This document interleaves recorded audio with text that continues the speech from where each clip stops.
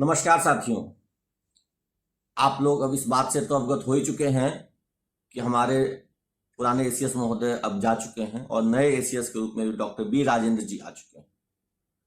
जो पुरानी बातें थीं वो बीत गई, अब उसको भूलकर आगे बढ़ने का वक्त आ गया है और अब वक्त आ गया है कि हम अपने असली मुद्दों की लड़ाई पर फोकस करें। जो गलतियां पुराने एसीएस सर से हुई, उन गलतियों को हम लोग ठीक करवाने का प्रयास करें। सबसे पहला बिंदु जो हमारे प्रयास का है वह है विशिष्ट शिक्षकों का वेतन निर्धारण। हमारा जो पूरा केंद्र होना चाहिए, सेवा निरंतरता, समस्थानिक इंडेक्स में फिक्सेशन, यह सबसे महत्वपूर्ण बिंदु है। पिछले 9 महीनों से विशिष्ट शिक्षक विद्यालयों में योगदान करके एक तरह से कहिए तो पछता रहे हैं, क्योंकि पहले जो उनको वेतन मिल रहा था उससे 8,000 10,000 कम वो वेतन प्राप्त कर रहे हैं। कारण क्या है कि कारण का फिक्सेशन नहीं हुआ। उनको अपने भविष्य को लेकर के, अपने प्रमोशन को लेकर के अनिश्चितता है मन में। कारण कि सेवा निरंतरता अभी तक नहीं मिला। ये सब क्यों नहीं हो पा रहा था? क्योंकि जो हमारे एसीएस महोदय थे वो विशेष शिक्षकों पर कोई ध्यान ही नहीं दे रहे थे। विशिष्ट शिक्षकों की लगातार यह मांग थी कि सेवा निरंतरता दिया जाए, समस्थानिक इंडेक्स में फिक्सेशन हो, वेतन निर्धारण हेतु पत्र निकले। लेकिन न जाने पुराने एसीएस महोदय को विशिष्ट शिक्षकों से क्या खुन्नस थी कि विशिष्ट शिक्षकों के फाइल पर 8 महीने से कुंडली मार के बैठे रहे।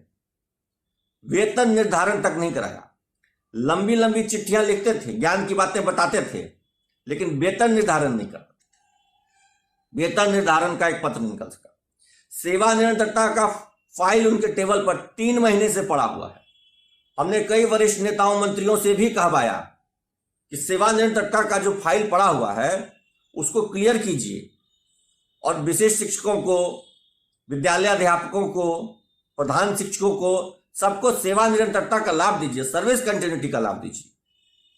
लेकिन नहीं, उस फाइल पर भी माननीय एसीएस साहब ने कोई डिसीजन नहीं लिया। विशिष्ट शिक्षकों की कितनी बड़ी समस्या है सेवा निरंतरता, सब लोग भली भांति जानते हैं, लेकिन नहीं, उस पर कोई निर्णय नहीं हुआ। तो आखिरकार उनको जाना पड़ा। लेकिन अब उनके जाने से ही केवल समस्या समाप्त नहीं होती है। अब जो नए एसीएस महोदय आए हैं उनसे तालमेल बिठा करके जो विशिष्ट शिक्षकों की समस्याएं हैं, खास करके वेतन निर्धारण, सेवा निरंतरता, समस्थानिक इंडेक्स में फिक्सेशन, इन मुद्दों को सुलझाना होगा।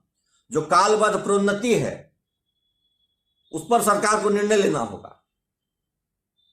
आज के समय में सबसे ज्यादा पीड़ित और शोषित कोई है तो वो विशिष्ट शिक्षक है, और विशिष्ट शिक्षकों की ओर कोई ध्यान नहीं दे रहे हैं। लेकिन मैं लगातार, पहले भी आपने मेरे 2-3 वीडियोस देखे थे, मैंने विशिष्ट शिक्षकों की समस्या को लेकर एकजुटता का आह्वान किया था। और इस रविवार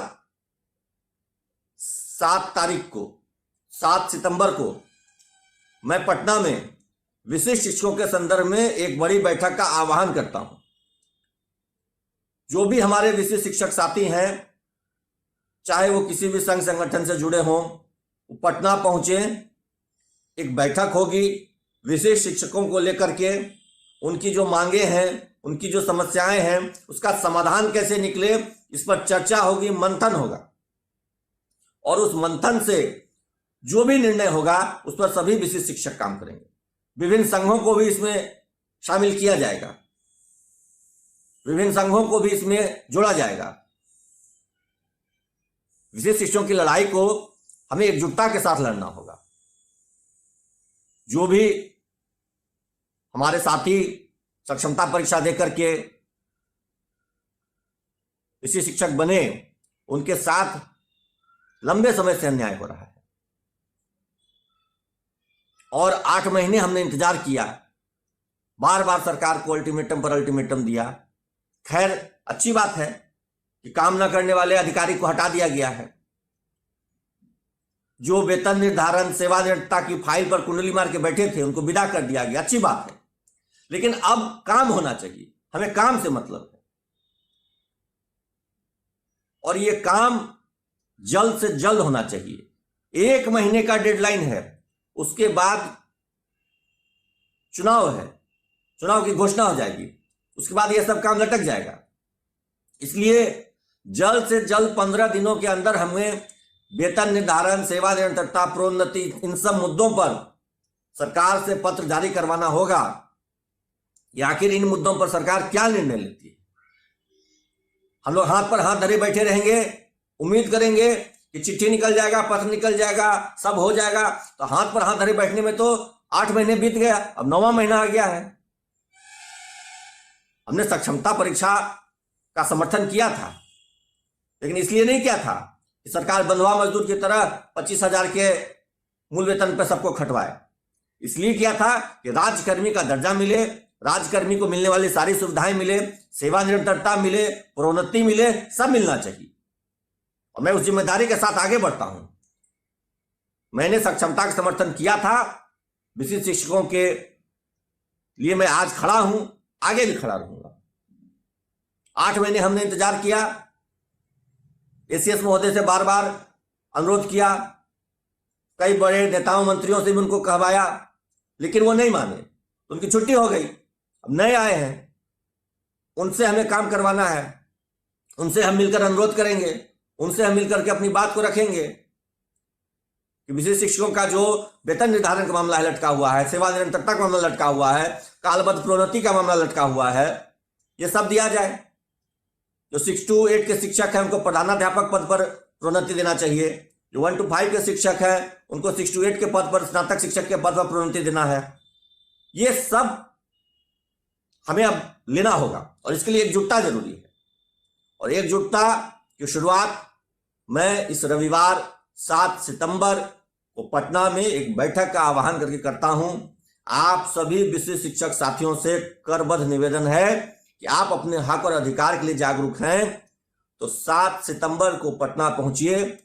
स्थान मैं तय करके बता दूंगा, लेकिन ज्यादा संभावना है कि हम लोग यूथ हॉस्टल फ्रेजर रोड में है, वहीं पर हम लोग बैठेंगे, लेकिन फिर भी मैं समय स्थान तय करके सूचित कर दूंगा। लेकिन रविवार को हम लोग पटना में बैठ रहे हैं और विशिष्ट शिक्षकों की जो विभिन्न समस्याएं हैं उसका समाधान के लिए हम लोग एकदम सटीक प्रयास करें। इसमें कहीं पीछे नहीं हटने वाले हम लोग। आज तक हमने सब कुछ लड़के लिया है और यह भी लड़के लेंगे, भरोसा रखिए। बहुत हुआ इंतजार, बहुत हमने रखा धैर्य, लेकिन अब संघर्ष की बारी है और संघर्ष से हम कभी पीछे हटने वाले नहीं। संघर्ष हम करेंगे। राजकर्मी का दर्जा लिया है तो राजकर्मी के अनुरूप सभी सुविधाएं लेंगे, राजकर्मी के अनुरूप वेतनमान लेंगे, सेवा निरंतरता लेंगे, समस्थानिक इंडेक्स में फिक्सेशन लेंगे, सब लेंगे और सब देना पड़ेगा सरकार को। और इसी महीने देना पड़ेगा, सितंबर महीने में ही।